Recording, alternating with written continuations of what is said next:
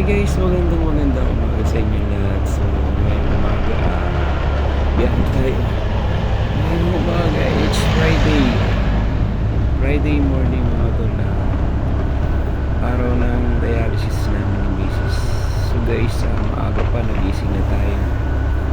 Alas 3, gising na tayo mga tol. Naganda na tayo ng mga kailangan ni misis.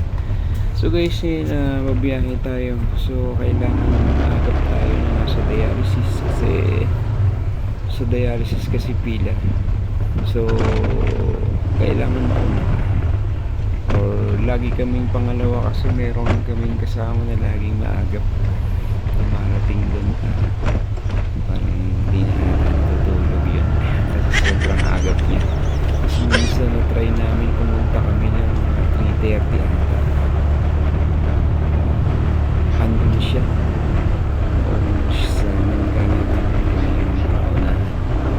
So guys, ito yung dinadaan namin, nag-shortcut na kami kasi kung doon kami dadaan sa kabila sa may palengke pinapakalayo guys. So guys, dito na ako may tumadaan para shortcut na malapit din, medyo may kalayuan din kasi yung dialysis ni misis. So guys, so ngayon medyo madilim-dilim na talaga. So, konti pa talaga yun. Tara, sama kayo sa biyahe.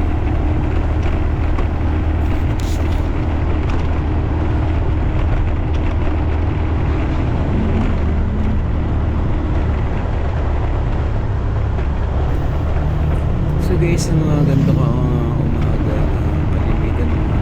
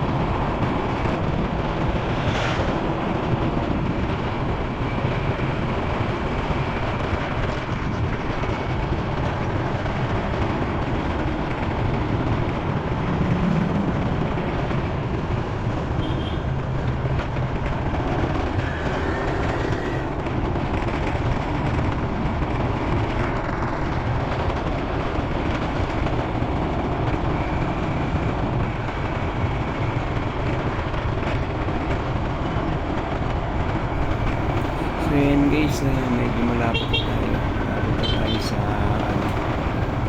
center na dialysis center natin. Pag nakikita nyo yung mga pagpapwesto nito. Ayan guys, ito na tayo. So guys, ito yung sinasabi sa inyo. So yan, lagi siyang laging number 1. Lagi siyang number 1. So yun guys, mag-aantay muna kami ng pagbukas ng center kasi aantayin pa natin yung medtech. Siya kasi yung nagbubukas ng center. So nakadepende sa kanya kung anong oras kami nakapasok ng center. Bye guys!